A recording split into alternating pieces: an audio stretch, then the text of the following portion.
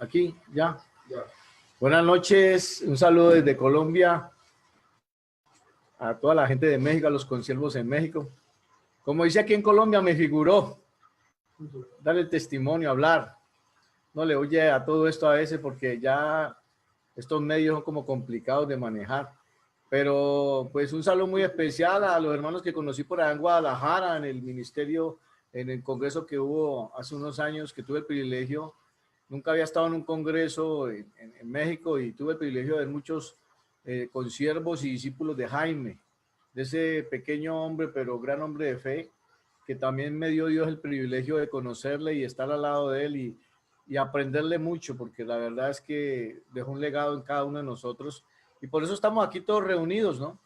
Entonces, me alegra mucho, estoy desde la fundación, desde la casa hogar que tenemos aquí en Colombia, Fundación Emanuel, el Taller del Maestro, y pues dándole gracias al Señor por lo que ha hecho. También le doy la bienvenida a las personas nuevas, a las personas que por primera vez están en este momento en sintonía con nosotros. Darle las gracias y la bienvenida de poder compartir con nosotros estos momentos. A ver, yo me crié en un hogar, al principio, los primeros años de mi vida, pues normal, un hogar funcional hasta cierto punto, porque la verdad es que hasta que yo me acuerdo, en algún momento mi padre era un hombre que trabajaba normal en una oficina de la alcaldía y me enseñó a leer y a escribir antes de entrar a estudiar. Él se preocupaba porque nosotros, que éramos 4 hermanos, yo soy el mayor de 4 hermanos, comenzó a dejarnos tareas. Antes, en esa época no había jardín ni prejardín, no sé cómo se llama en México, lo que se ve antes de, de la primaria, ¿no? De comenzar el primer año. Entonces, pues sí se preocupó por enseñarnos a leer. Y cuando yo entré a mi primer año, en mi primaria ocupé los primeros lugares porque yo entré leyendo y pues me gustaba el estudio. Resulta que comenzó una vida muy normal, pero mi papá era músico. Él tenía un dueto y él daba serenatas y comenzó a jalarle al trago, ¿sí? Y en algunas ocasiones, siendo yo muy niño, tuve la oportunidad de acompañarlo a él a algún evento y me dejaba el aguardiente por ahí cerquita y yo con la curiosidad de niño comencé a saborearlo, ¿sí? Él no me decía nada, ¿no?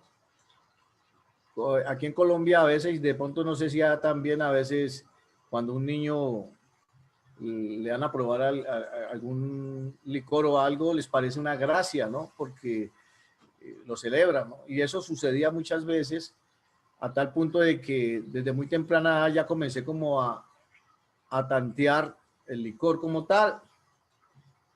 No le veía nada de malo.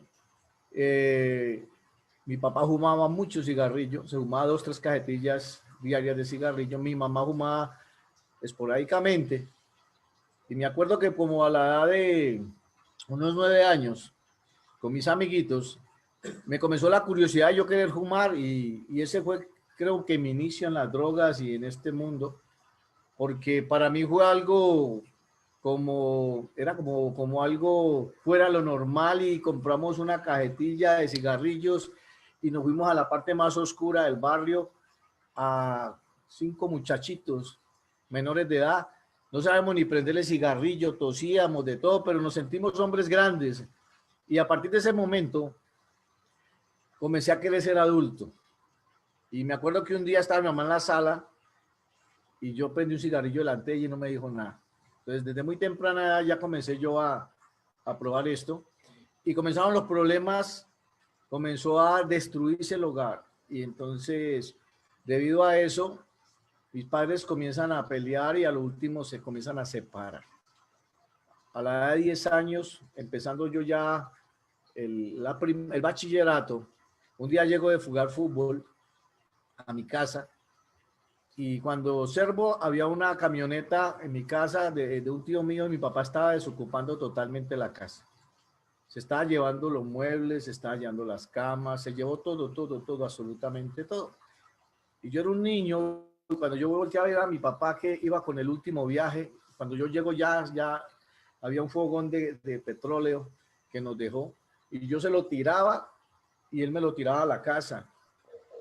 Y eso comenzó a marcarme tan tremendo, que cuando llegó mi madre y cuando vio que no había nada en la casa, nada, absolutamente nada, comenzó a llorar y los vecinos acudieron a ver qué podían hacer y nos regalaron colchones, nos regalaron ollas. Mi mamá comenzó a trabajar para poder sostener 4 hijos. Y eso también me dio parte a que no tuve la disciplina ya o la autoridad de un padre, sino que mi madre le tocaba irse a trabajar y nos dejaba solos. Y ya yo me escapaba para los ríos, ya comenzaba a hacer otras cosas. Y en el colegio comencé el bachillerato, comencé a portarme mal en los colegios. De ser un buen alumno en la primaria, en el resentimiento, en la herida que hubo por parte de lo que sucedió en mi casa, de ver yo cómo mi papá abandonó a mi mamá, cómo quedaron mis hermanos y yo desamparado. Comenzó a actuar diferente en los colegios y me volvió un problema. Y me peleaban 5 colegios en mi ciudad. Ninguno me quería recibir porque me volvió un problema. Comencé a consumir droga, comencé a robar a mis compañeros y comencé a robar en los colegios. En un colegio industrial, estuve en 2 colegios industriales donde pues, nos capacitaban para las diferentes artes, pero yo me enamoré de las herramientas del colegio y comencé a robarme las herramientas del colegio y comencé a robar a los compañeros. Con un compañero que venía de otro colegio, veníamos repitentes y llegamos al salón de los repitentes y los que venían de otros colegios. Y nosotros, entre comillas, montamos el imperio ahí en el salón y golpeamos a los compañeros, robamos las tiendas, robamos, y eso me generó a mí mucho problema. A tal punto de que a los 14 años llaman a mi padre y le dicen que yo estoy en un robo, porque a mí me hacen, o sea, nos robamos una calculadora, algo muy sencillo, algo que no era todo lo que habíamos hecho, porque ya hemos llevado herramientas, bicicletas, pero finalizando el año caímos por una infeliz calculadora y me hicieron un consejo de profesores. Mi amigo, mi socio, le robó a uno del mismo salón en un taller de mecánica y entonces cuando me la llevó a mí al salón de dibujo no me dijo que era robada para no partir conmigo y yo tenía que ir por las notas a mi casa porque la libreta me la habían prestado y era el viernes y le dije, profesor, déjeme ir a la casa por la libreta. Hágale, Carlos, me dijo. Cuando yo regreso al colegio, los compañeros comienzan a decirme, la calculadora que te pasó, Agledo. Y yo dije, se la robó. Entonces yo llego al salón de dibujo y cuando llego ya se han ido compañeros, no encuentro la calculadora y pregunto, nadie me da razón. La verdad es que ya los compañeros estaban hartos de nosotros y querían ya prácticamente que eso fuera como la caída. Y me fui a buscar a algunos compañeritos en la noche a ver si me dan razón y nadie me dio razón. El lunes que llego, estaba un profesor que no me quería mucho y nos llaman a la rectoría, dice Carlomán y Reinaldo a rectoría. Cuando ellos dicen a rectoría, dice el profesor con maletín y todo. Cuando dicen con maleta y todo, yo digo, no, esto ya se complicó. Y la verdad es que sí, nos hacen un consejo de profesores en un taller y me muestran la calculadora que si yo la conocía, pues yo me fui a niego, ¿no? Yo me fui a niego, mi compañero también, lloramos, éramos 2 niños prácticamente, pero saltó, aquí llamamos en Colombia el sapo, que ya me había visto en algunos eventos a acusarme delante de los profesores y él se avalantonó, los profesores tal vez lo apoyaron y él sí contó cosas que había visto hacer mías y eso me costó a mí de que me dijeran, tiene que ir donde su papá, dígale que venga porque tiene que cancelar matrícula. La verdad yo me asusté mucho y yo salía todos los días a estudiar normal, pero me iba ya estaba consumiendo marihuana, ya había empezado a experimentar la marihuana, entonces me iba para el río a fumar marihuana, me iba a otras partes y yo llegaba normal como si llegara al colegio.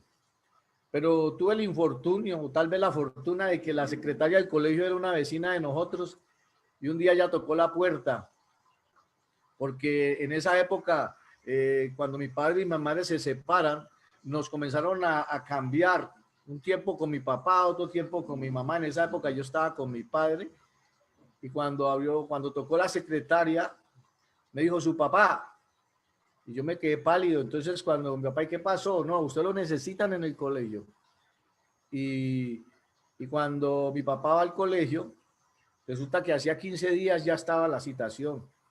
Y le muestran a mi papá y le cuentan todo lo que yo hice. Él no lo podía creer porque la verdad es que los padres saben quién es uno dentro de la casa, pero de ahí para allá hay cosas que uno hace que los padres no se alcanzan a imaginar. Para mi papá era muy triste saber de que su hijo a esa edad ya estaba haciendo daño en un colegio, y después le muestran una carpeta así de notas y comienza a revisarlas y dice, pero es que yo no he firmado todo esto. Resulta que yo me aprendí la firma de mi padre, la letra de mi padre para contestar, para evitarle problema a mi papá, pues, de estar en esas, y la de mi mamá también. Y entonces todo lo contestaba yo. Y al otro día me dijo, cambié la firma del banco, me quedó perfecta, porque pues yo tengo la cualidad de ser dibujante y una firma es una letra, es un dibujo. Y pues en eso me desempeñé. Comencé a meterme, ya mi papá dijo, no te voy a dar más estudio, y comenzó el mártir conmigo porque comencé a experimentar otras cosas. Comencé a andar con gente mayor, no andaba con chicos de mi edad, sino con gente mayor, y que eran delincuentes, y comencé a aprender de ellos lo que hacían, ¿no? Tenía un tío, un hermano de mi papá, que era un antisocial de una banda que se llamaba Los Intocables aquí en mi ciudad, y mi tío comenzó a andar conmigo. Nosotros somos una familia muy numerosa, somos como 70 primos, y todo primo que andaba con Jair, alias Pescuezo, o estaba fumando marihuana, o estaba robando, o iba mal. Y pues en esa época comencé a andar con mi tío, y él comenzó a meterme en el crimen, a meterme a robar, a hacer cosas que yo como joven lo hacía porque me abalantonaba por lo que él me decía, ¿no? Y eso me dio muchos problemas porque comencé a vender droga con él, y una vez, decimos en Colombia, me dio en la cabeza y quedamos de enemigos. Y mi papá me decía, ¿qué es lo que pasa con Jair? Me decía, ¿por qué no le pones una denuncia? Y yo le decía, ¿qué denuncia le va a poner? Imagínate, yo pensaba, ¿no? Para una denuncia porque me robó una droga. Yo tenía que solucionar de otra manera. Y él me decía, él es muy peligroso. Yo le decía, papá, yo también soy peligroso. La verdad es que yo me volví muy agresivo, y a lo último desbarataba un baile de policías porque formaba problemas en todas partes, y cuando comencé a meterme en las drogas, eso me trajo a que tuve que huir, y me anduve todo Colombia, durmiendo en los andenes, huyendo de problemas. Aguanté mucho frío en la calle, mucha hambre, a tal punto que un día en Cartagena andaba huyendo de unos problemas y llevaba como 2 o 3 días sin comer bien, y venía un tipo comiéndose una carne y me había fumado un bareto bien grande, un porro, no sé cómo le dicen allá en México, y eso causa mucha hambre, y le arrebaté de la boca al tipo la carne a comerla porque el desespero era impresionante. Todas estas experiencias, dormí en las ciudades más frías de Colombia sin cobija, y eso me puso a pensar que necesitaba cambiar. La verdad es que mi familia comenzó a tener mucho rechazo hacia mí, mis tías, todo el mundo. Ya yo llegaba y nadie me saludaba porque yo era el problema, yo era uno de los tantos problemas que había en la familia tan numerosa. Y yo sabía de que de pronto ese no era yo, sino que me convertí en una persona diferente, ¿no? Caí varias veces en inspecciones, en cárceles, y mi papá nunca iba a sacarme ni a llevarme comida ni nada. Y cuando yo salía le decía, papá, ¿qué pasó? ¿Por qué no fuiste? Me decía, no, yo lo mandé a meterse en problemas. Esto también me puso a pensar de que de que no tenía abogado, no tenía nada para salir de esta clase de vida que yo estaba llevando, pero me vi en crisis tremendas a tal punto de que no me entendía, no sabía qué pasaba, yo quería ser bueno, pero ya no lo era, mi corazón estaba muy duro, muy lleno de cosas adversas a mi vida, sueños que yo tuve se perdieron porque no estudié, quería ser el mejor hijo de mi casa y nunca lo fui. Un día mi padrastro me dijo, su mamá ya no tiene esperanza en usted. Y cuando él me dijo eso fue como que me hubiera pegado una cachetada y, y me devolví a mi niñez, cuando yo quería darle algo a mi madre, quererla, regalarle cositas, ser un ejemplo, ser el apoyo de mis hermanitos, porque siendo yo el mayor de 4 hermanos, era el problema más grave que tenía, porque mi mamá muchas veces no dormía, yo llegaba a 2, 3 de la mañana y estaba la luz prendida, ella dormía afuera de la calle, la primera pieza, y yo desde la esquina veía la luz prendida cada que llegaba, la estaba trasnochando, acabando, y como sabía que en algunos casos yo era tan agresivo, no esperaba sino la noticia de pronto que me han matado. Tuve muchos problemas, llegué herido sí muchas veces, herí mucha gente, me vinculé en robos, en muchas cosas, y esto no me hacía feliz, o sea, yo decía, esa no es mi vida, ¿no? Me traté de quitar la vida en 3 ocasiones, no lo hice porque de pronto me mataba, pero lo intenté. Lo intenté, así le digo yo a los muchachos, porque uno en esa vida, uno dice yo me voy a matar, y uno, pero uno siempre le da miedo matarse, ¿no? La piensa, intenta, lo hace, pero yo digo, no lo hice porque pronto me mataba, intenté suicidarme, pero sí lo intenté en 3 ocasiones, no le hallaba sentido a la vida y decía, bueno, yo tener un hogar para hacer lo mismo que hizo mi padre, es triste porque yo sí anhelaba un hogar, pero no así de esa manera, ¿no? Porque no quería que mis hijos fueran a pasar la misma situación que yo pasé. Ninguno de mis hermanos terminó estudios, todos fueron afectados, todos quedaron a medias, ¿no? Por causa de eso, porque la verdad era que faltaba Cristo en la vida de esa familia, no había temor de Dios, y eso fue lo que sucedió. Entonces, eh, en tanto consumo tuve momentos de sobredosis donde me tuvieron que llevar al hospital porque casi me mato en ocasiones por el alto consumo. Y mamá pensaba que el problema mío era solamente trago, ¿sí? Porque yo le combinaba todo, o sea, nosotros no somos adictos de pronto a una sustancia en especial, somos poliadictos, somos adictos a la sensación, ¿no? Y a mí lo que me hacía feliz, pues eso por ahí me tiraba.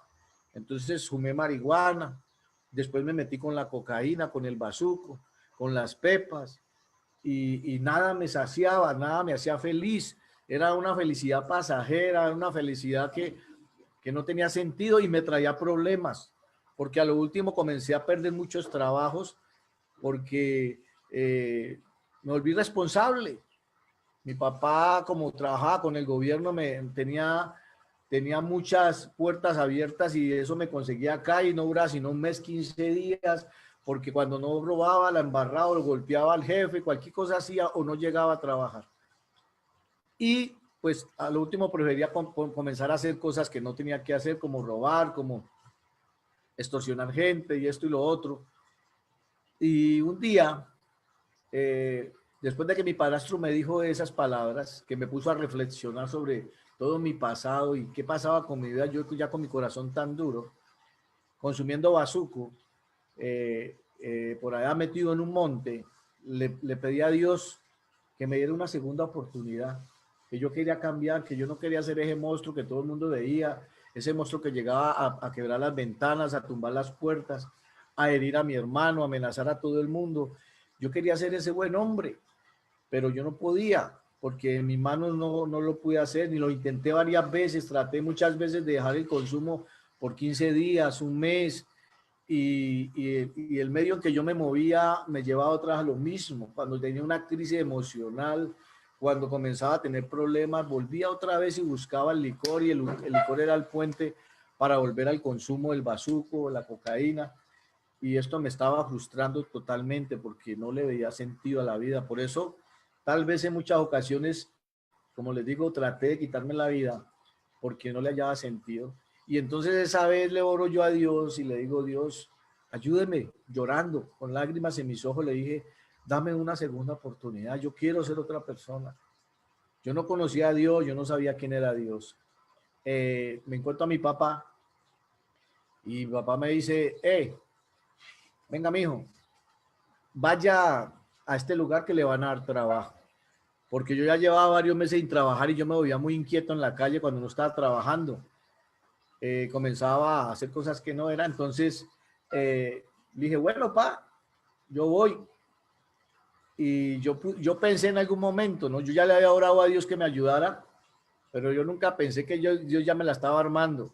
Resulta de que yo dije, entre mí, dije, bueno, yo trabajo unos días, yo no apoyo en mi casa, yo no le doy nada a mi mamá, porque todo era rumba, todo era fiesta, y yo necesitaba un revólver para trabajar de cuenta propia, porque muchas veces alquilamos revólveres. Dije, me compro mi revólver, y resulta de que cuando yo llego a ese trabajo, a hacer un taller de soldadura, no había llegado el jefe, era de Cali, yo estaba en Palmira, estábamos como a 1 hora, y cuando él llegó, yo le pasé la tarjeta de mi papá firmada por el ingeniero, que mi papá le ha hecho un trabajo, y mi papá le dijo, mi hijo necesita trabajo, ¿usted me lo ayuda? Le dijo, sí, hágale. Resulta que como yo entendí algo de soldadura, entonces me iban a dar la oportunidad. Cuando yo le pasé la tarjeta, el tipo me miró y me dijo, usted viene a trabajar así. Yo iba con el pelo largo, con un arete, tenía unos pantalones anchos de mi hermana con unas letras todas raras en una facha bien loca, ¿no? Y entonces como que no creía de que yo estaba capacitado como para... Entonces me puso al sol a trabajar, a extender hierro por al sol, como para probar a ver si era verdad. Y yo por el anhelo del revólver aquel y todo esto, dije, no, yo trabajo. Y resulta que cuando ya comienzo yo a trabajar allí, yo comienzo a mirar que eso era un lugar muy inseguro, que las herramientas estaban, entre comillas, a disposición mía. Y yo comencé a pensar cómo podía yo robar en esa empresa, ¿no? Porque los soldadores y a mí me gustaba mucho la herramienta, y más cuando era ajena. Entonces, comencé a pensar en hacerle daño a ese señor, y ese señor tenía conocimiento de Dios, era un hijo de Dios, y comenzó a hablarme de Dios en algún momento, en alguna ocasión se acercó a mí a decirme de que Dios tenía un plan para mi vida, y pues yo le paraba bolas por ratico, pero no sabía la intención que tenía yo en mi corazón, ¿sí? El Señor se llamaba Jesús, y, y en una ocasión nos regaló una Biblia. Él llegó un día, a mí me parecía extraño la actitud de él, porque él a veces llegaba allí y nos regalaba gaseosa y otras cosas, la soda, y era como una actitud rara, porque no nos cobraba ni nada, sino que era como un beneficio, y ese señor es como raro. Tenía mucho amor el Señor, mucha comprensión, y entonces un día nos regala Biblias, y yo comencé a leer la Biblia en los momentos de descanso, y comenzó Dios a tocarme el corazón, porque yo tenía unas venganzas en mi vida, porque ha tenido unos problemas muy serios, y yo sabía que en algún momento yo iba a ejecutar unas venganzas, y me trasnochaba el pensar ver a mi mamá entrar en una prisión por años, y tal vez yo condenado si caía de pronto en el hecho. Pero yo sabía que yo soy un hombre que he enfrentado las cosas eh, con seguridad, con coraje. Entonces yo sabía que eso se iba a hacer, ¿no? Y eso no me dejaba dormir, y comenzó Dios a hablarme a esa parte, y ese tipo comenzó a hablarme del amor de Dios. Poco a poco comenzó a acercarse a mí, y yo comencé a leer la Biblia, y entonces ya busqué a mi padre y le dije que me diera la oportunidad, porque yo quise estar en una fundación, y era muy costoso estar en una fundación, y, y yo tenía que salir de mi barrio, yo tenía que salir de amigos, yo tenía que salir de muchas cosas. Y entonces busqué a mi papá, le dije, papá, déjeme quedarme en su barrio, en su casa, aparte, porque me tengo que aislar. Y papá me dio la oportunidad, mientras yo estaba ahí, de estar en un cuarto atrás, y entonces comencé a hacer una terapia de limpieza. Pero tenía una novia que consumía con ella, yo le enseñé a consumir, y ella ya consumía más que yo, y yo dejé amigos, dejé barrio, pero esa mujer no la había podido dejar de mi cabeza, no la había podido sacar de mi corazón. y yo sabía de que si seguía en ese proceso, pues volví a recaer. Comencé a orar, el tipo comenzó a enseñarme a orar y me llevó a una congregación. De un momento a otro, como a los 6 meses, con una vecina mía, me invitó a una congregación y ahí comencé a conocer lo que era una iglesia. Yo no sabía qué era eso. Una iglesia cristiana y habían 200 jóvenes allí en esa iglesia y esos muchachos me acogieron y comenzaron a orar por mis necesidades, por mí. Cuando yo llegaba llorando de la ansiedad y todo, me acobijaban y oraban por mí y comencé a sentir cómo Dios iba cambiando mi vida poco a poco y comencé a dejar el deseo de fumar cigarrillo, ya la marihuana, ya que el alcohol y comencé a sentir que comencé a ser libre. Y cuando comienzo a ir a esa iglesia, como el pastor me dio cuando llegué con todo peludo todavía, como a los 2 o 3 meses, ya me ha cortado el cabello y ya estaba bien vestido y hasta me conseguí un saco y una corbata y me había bautizado. Me había bautizado el pastor hacía como 8 días.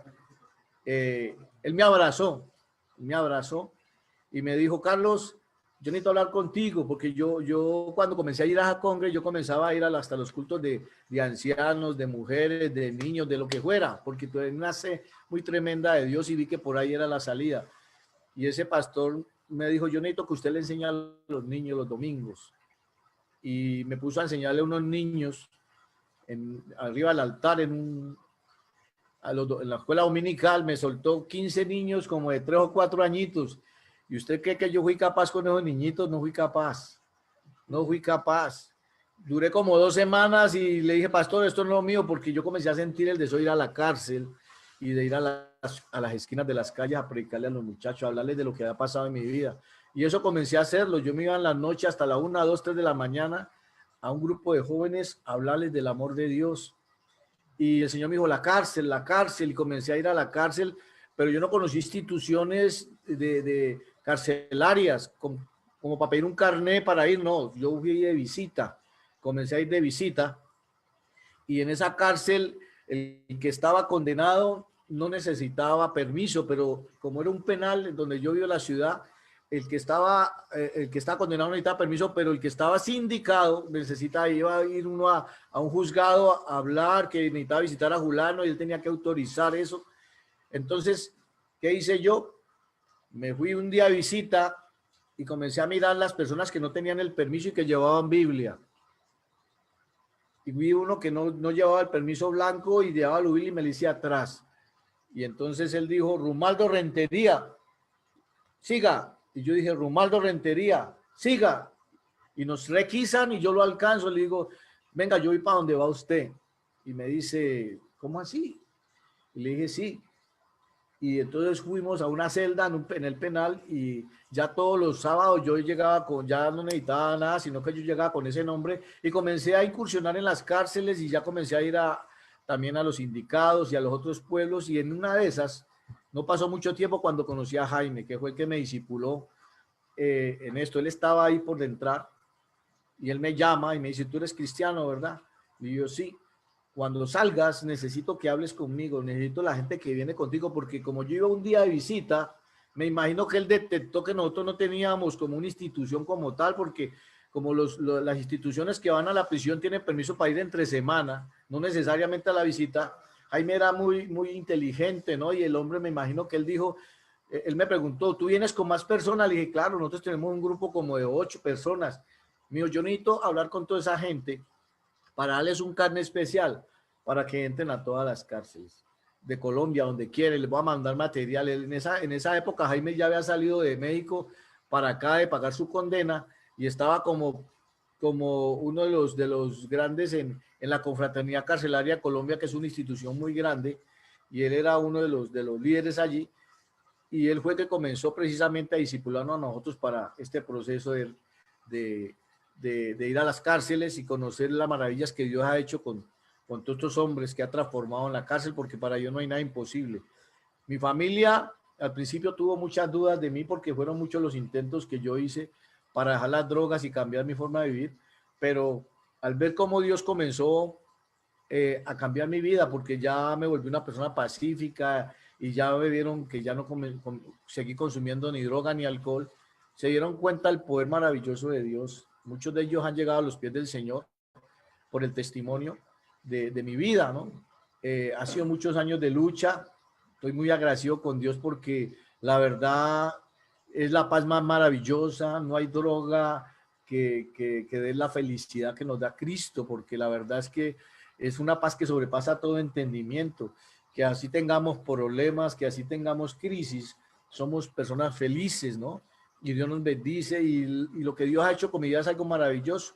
Me dio el privilegio de tener un hogar, tengo 2 hijas maravillosas, mi esposa, un nieto que me tiene ahora loco porque no tuve sino mujeres, pero ahora tengo un nieto y tengo otros, estos son los hijos míos, los grandes, los mayores. Aquí tengo un grupo como de 12 o 13 que siempre los he tenido, ¿no? Porque me dio 2 mujeres con mi esposa, pero me dio un poco de varones aquí por medio de lo que Dios permitió que algún día, hace 20 años, con la ayuda y el apoyo de Jaime, porque él fue el que me impulsó a servirle, porque siempre escuché de él servir desinteresadamente a Dios, dependiendo únicamente de él. Y he visto cómo hace 20 años que empezamos el año 2000 esta casa hogar con mi esposa, hemos visto cómo Dios nos ha sustentado en todo, no nos ha faltado en nada. Hemos visto milagros de gente transformada. Ustedes han conocido algunos de los testimonios que han hablado aquí, jóvenes que tienen hasta hogares, casa hogares también, que Dios ha cambiado porque no soy yo, sino es Dios. El mismo Dios que cambió mi vida, ese mismo Dios está cambiando otras vidas y seguirá cambiando muchas vidas. Y esa es la medicina que usamos en este lugar. Con la Fundación Emanuel estamos vinculados hace muchísimos años.